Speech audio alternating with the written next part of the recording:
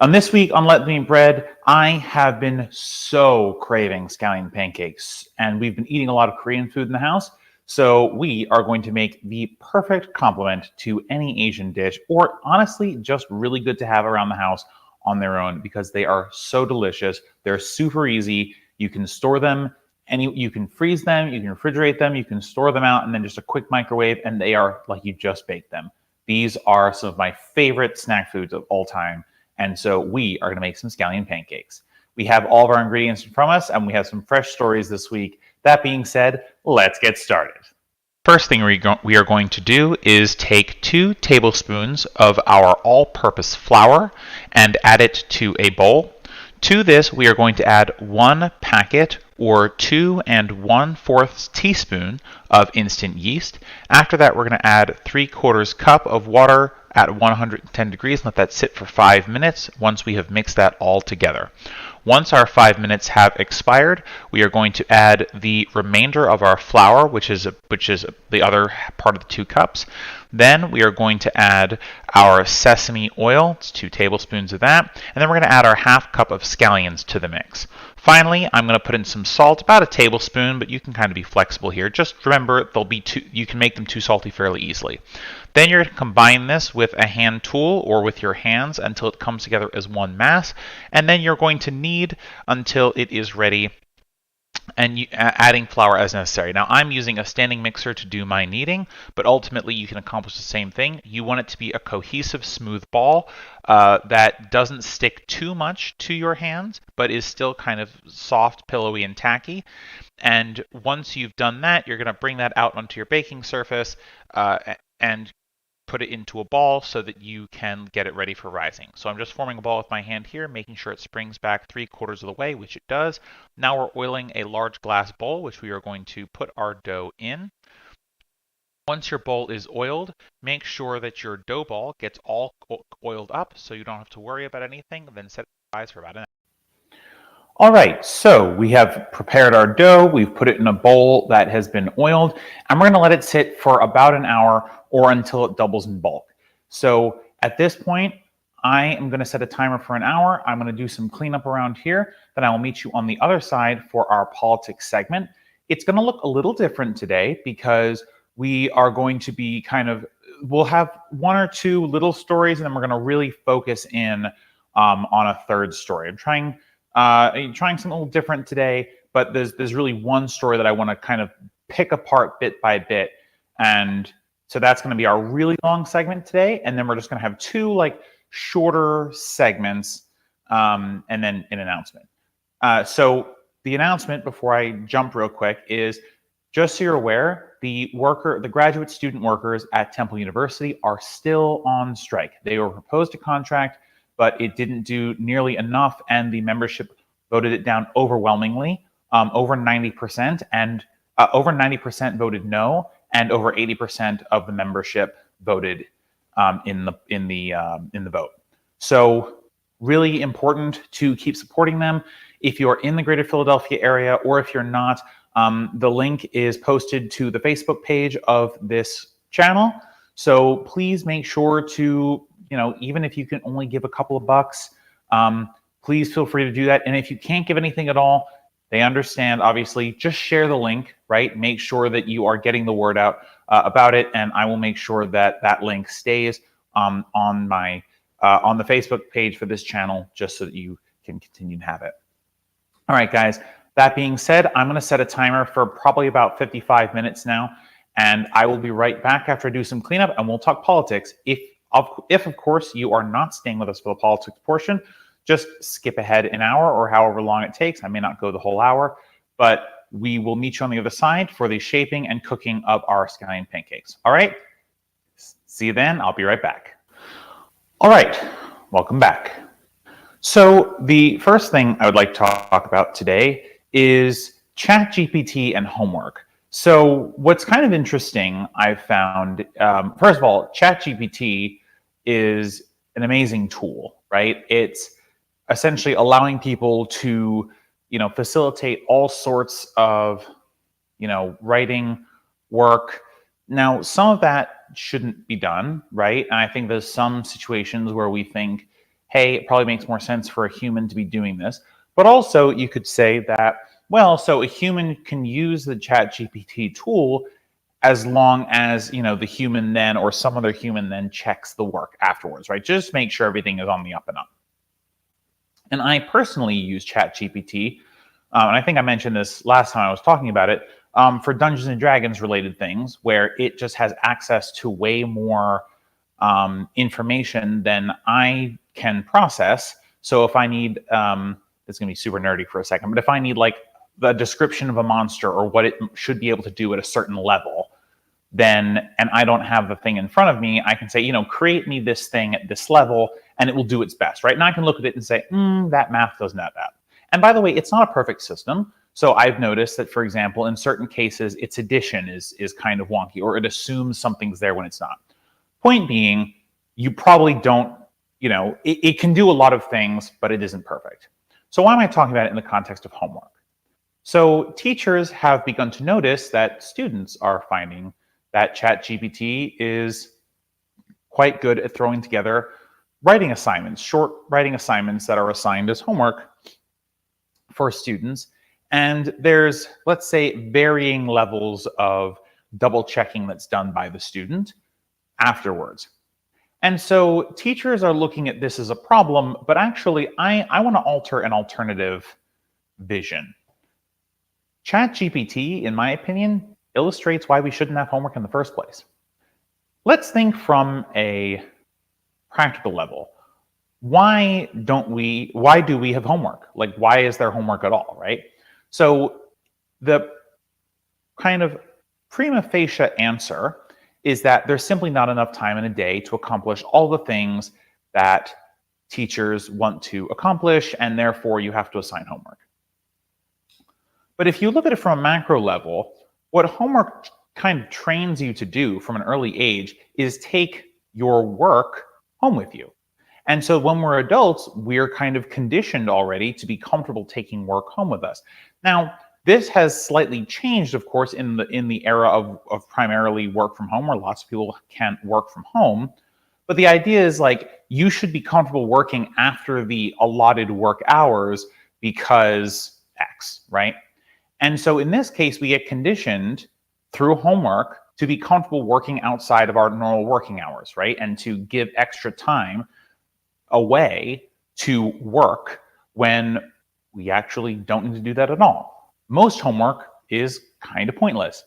There is some value to some of the things we do as homework, like reading. I think there's great inherent value in reading, but we should make sure that there's time enough in school for the actual important work that has to get done and just leave everything else out, right? Like, why is school 8 hours long typically? Well, because your parents typically have to work an 8-hour workday, so that kind of is your daycare plus education, right? What I'm trying to say is homework is kind of a scam to prepare you for the grueling nature of the workplace. And if you removed homework from the equation, children would have more time to be children. And I would argue that they would be more creative, they would be happier, and more importantly, perhaps for the socialist movement and for the working class as a whole, they would feel less comfortable taking their work home with them when they get to the workplace. And they said, hey, these are my hours. This is when I've agreed to do work. And therefore, I'm not going to do any work outside of that. By the way, that's how it should be. In France, it is illegal to email an employee after their work day is done, which is incredible. I wish we had that here, right? There are people experimenting with 4-day work weeks. These solutions, ChatGPT or whatever you want to call them, these should be wake-up calls, right? That the way that we've structured our work and our lives around work just is wrong. There's so much work that gets done that isn't necessary for the survival of humanity. And by the way, I'm in a glass house on this one. I definitely do a job. My day job certainly does not benefit the human race towards its general survival. I would hope that I'm not pushing it in the wrong direction, but I'm not growing food. I'm not making sure that people have the ability to continue living in terms of food and medicine and hydration and all these other things that we do to survive, right? Kind of base core needs. And so homework is just kind of one of these superfluous things that we've invented as a society, but we don't need to do that, right? Just like school doesn't need to be 8 hours, just like work doesn't need to be 8 hours, right? There's more to living on Earth as a human being than doing something for somebody else because they told you to, right? Whether it's for their profit or to prime you for certain behaviors later in life, or because a teacher believes that you're supposed to have done some certain thing, right? We structure the vast majority of our lives, like 70, 80% of our lives, around doing things that we don't want to do for other people. Now, some people get to work in places that things like, oh, like I love the work I do. And I'm not knocking any of that, right? What I'm saying is, and I said it last time I talked about Chat GPT, is that the further we advance technology to do this work, the more we need to transition our society away from work in general towards a more relaxed human society. Chat GPT would be great for me at my job if I could figure out a way to use it for that particular purpose. Then I'd have more time to do the things that I enjoy doing, playing video games, baking, going out and seeing friends, grabbing a drink, those types of things, right? And so, but that's what human existence is about. It's about enjoying life. It's not about work. And so I'm hoping that with the way that we frame these conversations about these new technologies is less, oh my gosh, this technology is so scary because it's going to, allow people to get away with doing less work, and more like, hey, what if we restructured society so that less work was necessary and more people could do more of what they loved? And so that's the world that I want to see. And I hope that these technologies drive conversations in those directions. So the next story I want to talk to you about is there was a story in the UK about Keir Starmer, who is the current head of the Labour Party over there, telling Jeremy Corbyn, who was the previous leader of the Labour Party, that he couldn't run on the party ticket in his hometown, where he'd been elected for many, many years. So it's interesting because at face value, I'm of two minds about this. So the first is kind of an understandable, part of me, and I don't want to say has sympathy for Keir Starmer. I don't. I think he's destroying Labour and the Labour Party. But if you're the leader of a party and you're trying to take that party in a particular direction, then if you see someone in the party who doesn't represent your view, then one of the things that you would rationally do, since you have this power, is tell that person, hey, no one's saying you can't run for office, but what we are saying is you can't run on this ticket, right? We don't give you permission to run on our ticket. You can run on name recognition alone. And by the way, I actually think that Jeremy Corbyn probably could win a local election as an independent on name recognition alone. He doesn't have to be affiliated with Labour for people to think, oh, Jeremy Corbyn, right? And especially because he was very close to being prime minister. He was very vocal in Parliament. There were lots of stories written about him. People know his name, right? So it's not difficult. And many people, even over here in the U.S., who aren't dual citizens like I am, have heard of him, right? So it's not necessarily out of the realm of possibility that he could do it.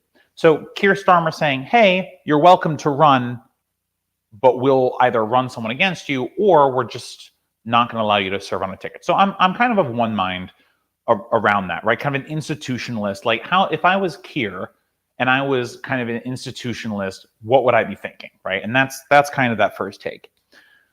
The second mind I am about this is kind of this kind of gut reaction, which is, hey, we've structured democracy around party politics, whether you like it or not. Every democracy on earth presently runs in some sort of party politics. There are no true independent democracies where individual citizens of their own volition rise up without any infrastructure, whatever, build that up, then tear it down. We have parties, right? And parties are great. They are shortcuts for ideologies sometimes. They present resources. They carry name recognition for you. There's lots of things that parties do that are really helpful to a candidate who's seeking office, right? And sometimes that requires people to run in parties that they don't necessarily agree with. Bernie Sanders in the US is an excellent example of someone running within a party system that he doesn't really totally agree with, right? Because the Democrats are really no longer the party of FDR, which is more of what his ideology syncs up towards.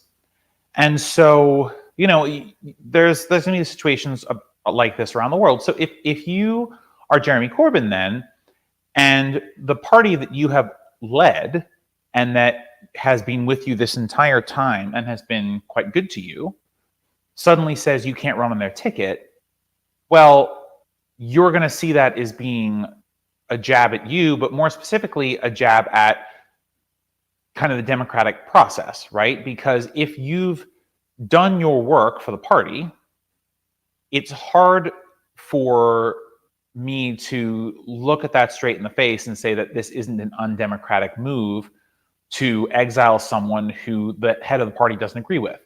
And that's also kind of what's happening here, right? Keir Starmer doesn't agree with Jeremy Corbyn's vision for the Labour Party and his vision for Britain. And so, Keir Starmer kind of led the vote against Jeremy Corbyn and, got him out of leadership, as well as kind of pushing the party in a different direction. And so,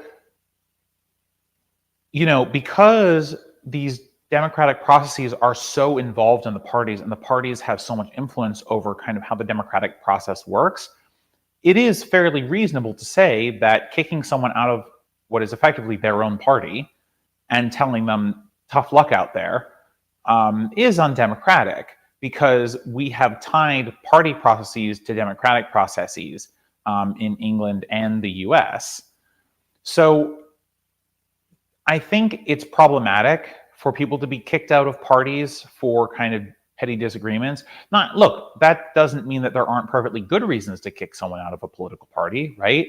I think in some cases, criminal history can cause someone not to want to support you in the party, right? But ultimately, the party is just a vehicle, right? The real choosers about whether someone is worthy to be in office or party leadership, right, are the individual constituents or the party constituents, as it may be. And so, personally, I feel as if we, I'm not in the party, right? But if I was thinking for them, like, Keir and party leadership should just really not touch Jeremy Corbyn at all, right? If they don't want to create a backlash, don't do or say anything to or about him, and let the people decide if they're still interested in Jeremy Corbyn, right? But if you attack him in this way, and that's what this is, right? You're jockeying, but it's an attack. You may actually undo the work that you're trying to do, which is to, make him less politically relevant. And so, I would not be supportive of pretty much anyone being kicked out of a political party for pretty much any reason. There's going to be some exceptions, and I can't really think of them off the top of my head, but, I would venture to say that because we have attached party politics so closely to national politics in many places, that kicking someone out of a party is very close to kicking them out of the democratic process, and I don't think that's right. It's ultimately up to voters to decide if someone should be in or leave the democratic process, and we should make it easier, not more difficult, for individuals to raise their hand and attempt to be part of politics, because that is what allows you to kind of have a more varied and more representative society is to knock down those roadblocks as opposed to put them up. And I think Keir's move here is actively wrong in the sense that you are putting up additional hurdles for Jeremy Corbyn, who you don't have to disagree with, to get on the national stage. But I understand why he's doing it, right? So I'm kind of torn on that. But I just wanted to put my thoughts out there on that, because I know there's been some. I've seen some very harsh reactions on both sides about these particular items, and I just wanted to kind of give my thoughts on that. All right, so this is going to be the big one. I want to talk about trains and railroads specifically. And first, I talked about what was going on in East Palestine, Ohio, and the news coming out of there is just getting progressively worse and worse. And so, you get to a conversation about, well, what do we do about the railroads, right? Clearly there is some level of regulatory capture going on, where the lobbyists have convinced Department of Transportation to not do particular things. There's an over-reliance on what is now effectively ancient technology, right? I mean, stuff from the Civil War era, that's a joke. And so the question becomes, when an industry is so broken, what do you do to fix them? Because regulation seems to be off the table, and they're obviously not going to police themselves. So the answer, in my opinion, for this particular industry is to nationalize railroads. And so before I talk about what I think that would look like, I want to talk about why. And I know I mentioned a couple of things, but I want to talk like super specific items that lead me to believe that nationalization is the right way to go. So the first is, private industry has failed to do its job appropriately. And so if we think from a fundamental level, it's to get goods from A to B in a manner to make sure that all the goods are intact from A to B, right? And so things like derailments, things like not having functioning infrastructure, those things create a situation where obviously the industry has failed to do its purported job, right? Railroads are actually not about making profits for shareholders, although in private hands that appears to be primarily what they do. But that's not really what railroads are supposed to do. Railroads are a part of infrastructure, right? And if you think about the other types of infrastructure that we have in my country or your country or whatever, railroads have been a large part of that since the 1800s. But there was an active decision to give that obligation to private companies and to let them compete for predominance over the railroads. In the U.S., there was a famous when they were building. There was a famous competition between a couple of railroad companies when they were building the railways that would cross the United States. And so the U.S. government, and this is just a bit of history, the U.S. government essentially said to two companies, and one of them is Union Pacific, and I don't remember what the other one is off the top of my head, but I used to know, so I apologize. I think it was Atlantic something.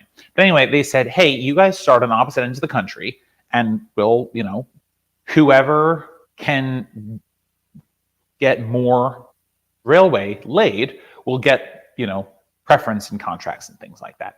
And so they set to work creating these rail lines across the country until eventually they met. And there's a famous picture somewhere of the two trains actually meeting. And remember, trains back then were going like 5 miles an hour. So it's not like, they didn't crash into each other or whatever. The construction teams met up essentially in not exactly the middle. And so railway is a huge, important piece of infrastructure, but we've privatized almost all of it. And so, it's difficult to conceive of other forms of infrastructure that are this important being privatized. So for example, could you imagine if every road was private? You would have to imagine the street that you live on. Now, humorously enough, I happen to live on a private street. And so I am actually partially responsible for the upkeep of this street. But if you live on the vast majority of roads in America or elsewhere, you pay taxes, and the city or the state or the county or whatever, the local jurisdiction, pays for a service to come out and maintain the roads and put the pipes in and all that good stuff, right? What if water infrastructure was all privatized, right? Then every time something went wrong, someone would bill you, as opposed to your taxes going into a large pool of money that allows these things to be repaired, and on it goes, right? And so infrastructure is one of those things where it just kind of makes sense for all of us to pool our money together, which is what taxes are, right? And to have these items go forward as a community, and to make sure that no one gets left behind, right? Because they're, they can't afford it, or they fall on hard times, or whatever it's going to be. And so that's another reason that we should move towards nationalization. And so, when we think about things that private industry does, like, I talked a little earlier about how they're failing their job, right? What's interesting is that a story came out related to Norfolk Southern. Sorry, I'm going to struggle with that this whole video. Is that there were actually concerns internally by their shareholders about the safety practices at Norfolk Southern. And what's interesting is that typically in a publicly held corporation, the shareholders get the final say, right? But the company actually fought off its own shareholders to make sure they didn't have to spend money on safety measures. So not only have they failed to do their job, but they've even failed to conform to market forces, because, and again, in capitalism, that's what's supposed to help regulate things, right? The invisible hand of capitalism changes things, helps to make better things. And you'd think that's so, and you'd think that shareholders would have the power, but in this case, they didn't. So let's talk a little bit more about,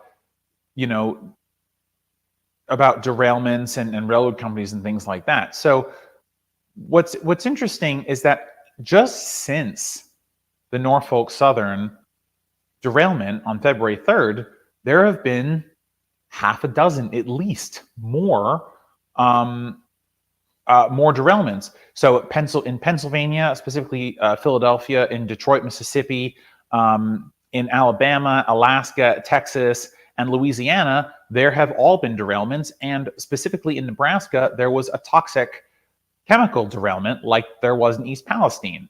And so now there's an investigation going on there. And by the way, who was primarily responsible for these derailments? Norfolk Southern.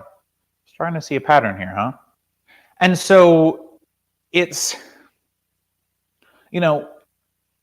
these private companies are not going to be able to convince me that they can do the job, right? We keep having derailments. You're not doing the job. We have toxic chemicals spilling out. You're clearly not getting the cargo to where it has to go. If we look just specifically at East Palestine, Ohio, there were reports coming out of there about whether the water is safe to drink. Well, so it turns out Norfolk Southern hired the company that did the test of the water to tell them that the water was good to drink. Meanwhile, frogs and foxes and fish are turning up dead everywhere they drink the water. I don't know about you, I wouldn't drink that water. And if I lived in East Palestine, Ohio, I certainly wouldn't anymore. I would get the hell out of Dodge. I mean,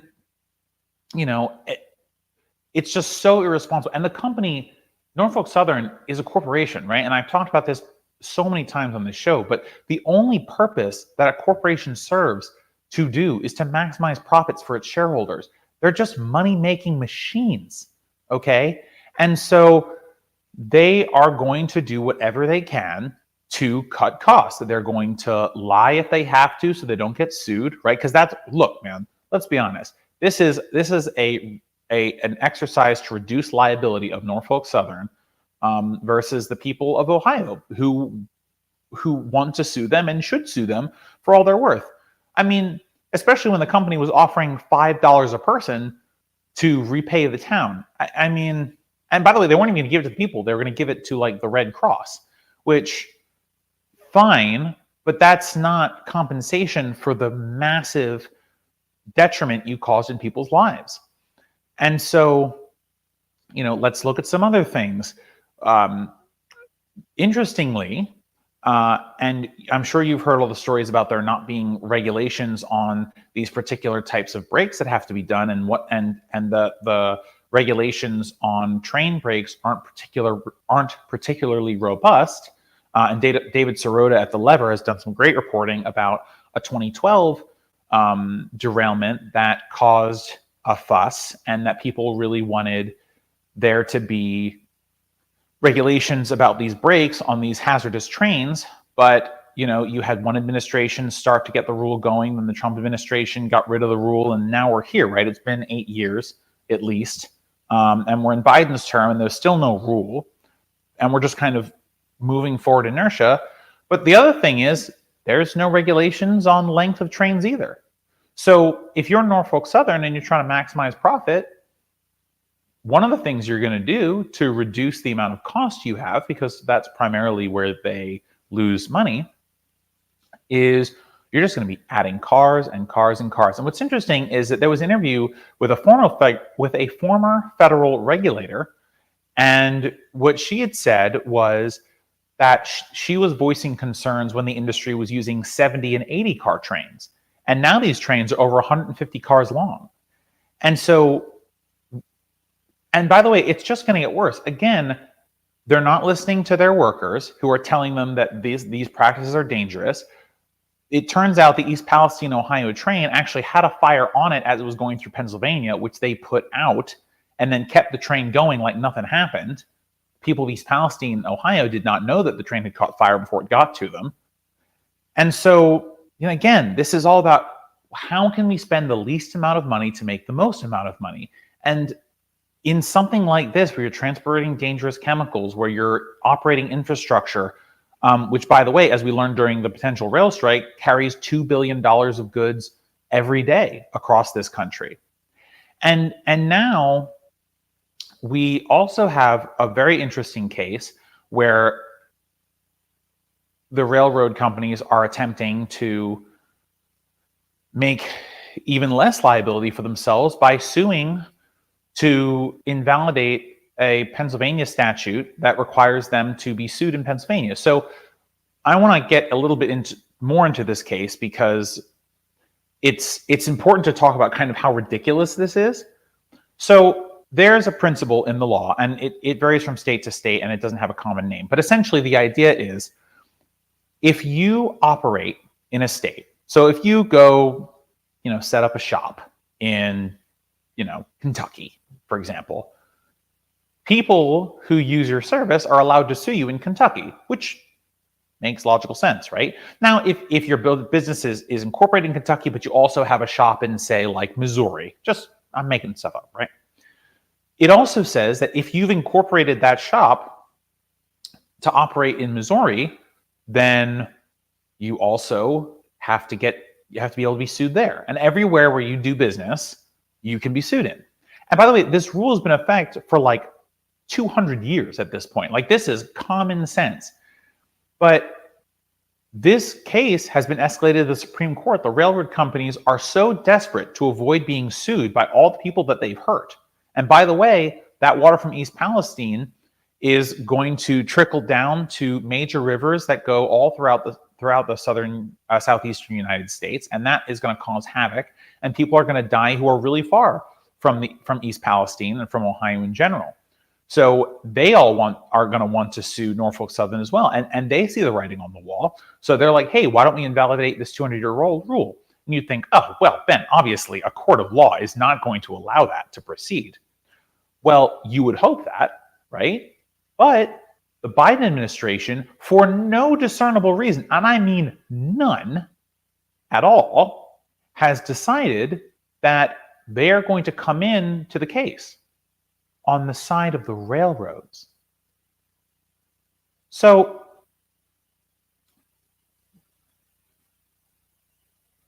now, I don't necessarily trust the government to do the right thing all the time, and I don't think you should either. But that being said, why would, the Biden administration would not have a lawsuit to come in to help if the railroad companies hadn't sued in the first place, right? And so am I mad at Biden and the Democrats for doing the wrong thing here? Yes, I am. Am I more upset at the railroad companies and the private interests that are driving that lawsuit to say, hey, what if we invalidated pretty much 200 years of jurisprudence to save our asses for a second? Yeah, more mad at that. So now that I've talked about all the reasons that I think we should nationalize the railroads, and I still continue to believe that we should nationalize the railroads, I want to talk a little bit about what that would look like. So earlier I mentioned highways, right? And by the way, just so you're aware, the government has nationalized industries before. During World War II, there was going to be a large steel strike, and the government enacted a law that allowed it to temporarily nationalize the steel industry for the purpose of avoiding the strike, right? And so part of what that means is, you'd still have kind of all the corporate structures, more or less, but the government would just kind of take over at the heads. And since the government is not interested in a profit model, you'd kind of move towards a sustainability model. And in theory, you could get some improvements that way. The other way that you could do nationalization is you could totally break apart all of these corporations, essentially get rid of all of the overhead that is not required to run the trains, migrate all of the employees who actually operate the trains and do the day-to-day even the accountants and things like that, the mapping of routes, what have you, into the Department of Transportation, who would then directly oversee and make rules for an industry that they run. Now, that would be an interesting choice because it would allow for the workers to have a much more direct connection to the organization that is making the rules for their industry, right? And in some ways, that could actually lead to workers having a larger seat at the table when it comes to, how rail regulations are created, how rail safety is observed, and all that good stuff. It's not necessarily means that that's going to be the case, but it does mean that it's possible, just given how close those organizations will be. The other thing too is that once you nationalize, so you can take either one of those routes, right? And I'm sure there's other routes that I'm not thinking of, but those are the two primary ones. Once you nationalize an industry, that industry then, in a sense, becomes accountable to the people, to the extent that politics is still accountable to the people, right? I've talked about this on a number of occasions. But essentially, in theory, what happens is that, candidates for office can run on rail regulations, or expanding the railroads, or contracting the railroads, or changing the way that the rails run, right? It becomes a policy issue that we debate in the public forum, as opposed to being a corporate board decision that says, what decision can we make now to make us the most money in the short term, right? And so we would fundamentally rethink the way that we think about railroads. And by the way, it would not be so unusual, right? As I mentioned earlier, it would be essentially like having national highways, which is, you might pay a little bit in taxes to use them. You might pay tolls in some areas, but for the most part, there's an understanding that we, the people, own the highways, or we, the people, would then own the railways, right? Just as an example. And so that would fundamentally shift the way that we approach these things. And I honestly believe that taking the profit motive out of this would encourage the new owners, as in the people or the government, to make the trains much safer. Not just because it would be much easier to point the finger and create accountability in the government if something goes terribly wrong. And so there's kind of a natural avoidance factor there, but also government doesn't really care about profits, right? So all that money coming in, the question would be, what do we use it for? And they might say, well, actually, we need an infrastructure project that creates more railroads, or puts more trains on the tracks, or hires more conductors, or this, or whatever, right? And so all the money that's being used to give money to shareholders, to give money to high-paid executives, most of that obligation disappears. And so that money is then opened up to be used for other things. And by the way, if the government could also use it for like a reparations program. Hey, we understand that historically railroads have been placed in places that displace individuals. Oftentimes, those are disadvantaged individuals for other reasons, and that's why the rail line was put there. Here's reparations from that, right? Or, you could use that money for direct reparations for people who happen to be the subject of train accidents, even when the trains are doing the things that they're supposed to do, right? So there's lots of options. Ultimately, though, the most important thing that nationalization does is it gets rid of the profit motive and it gets rid of the greed, and it gets rid of the dark shadows too. You create accountability. And again, I understand the government's not perfect, and you've heard me criticize the government on a number of occasions. I did it in this video, in this episode. But that all being said, it's time. We have witnessed over the course of 10 years a disgusting failure of private industry to do its job, to keep people safe, to deliver the goods it needs to do, to respect its workers, and to make sure that the trust that we have placed in it is well kept. And it just isn't. So the way that this would happen, nationalization that is you'd pass a law, right? Or someone would propose a law. So, if you are a lawmaker and watching this, which you probably aren't, but write something up, right? The government has the power to do this. You could use a version of eminent domain at the state level. If you're a state level politician, you can just write a bill under the Commerce Clause that says you can nationalize the railroads. It's definitely, railroads are most certainly interstate commerce. You could definitely seize them. And by the way, while we're at it, let's throw some of these executives in jail who are intentionally making decisions that kill people. It should be a crime. But anyway, this was kind of the long, deep dive I wanted to take into the railroads and nationalization. I hope you found it interesting. I spent a lot of time thinking about what the best way to approach this was, and I'm kind of happy where it went. So interested to see what your all commentary is. But nationalize the railroads, make the union stronger, and make all of us and our communities safer. Now that our dough is risen, we are going to take it out of the bowl it was rising in and begin the process of shaping it. So shaping it for this particular type of bread, we're going to divide it by weight, or by eye if that's what you prefer, into 6 to 10 equal pieces. And this is going to essentially determine how large each of your individual pancakes are based on how heavy you make each of the balls. So I'm using a scale. I like to have them nice and even, and I did 8. They came out to just under 3 ounces each. And then I'm using my hand, although you can use a roller, to flatten these all out and sit them so they're ready to start baking. So the way that you bake these is you take a cast iron skillet or something with cast iron in it, and you place your dough in one piece at a time, or 2 pieces if you have the space, with a little bit of oil. You want to make sure the oil is smoking before you start putting your pieces of dough in, and then cook them for about 1.5 minutes on each side, or up to 2 minutes if you really need it. You want to keep it like a medium heat. You don't want to go super hardcore on the temperature here, because that will make it more difficult for you to control whether it actually cooks through all the way.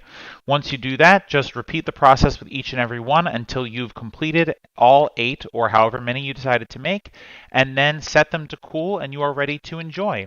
All right, guys, that is the end of this week's episode. It was so fun to do these. I've missed doing this, and I will see you next time. Thank you so much, everybody. One quick note at the end, just for you to make sure that you tune in next week for a special announcement about the channel. Thanks so much, everybody. Take care. Thank you so much for watching this video from Let Them Eat Bread. If you enjoyed this content, please like and subscribe to our YouTube channel. Check us out on Twitch and on Facebook, where announcements about our page are kept. We make videos every week, and you can find all of our videos at youtube.com/LetThemEatBread. Thanks again, and see you next time.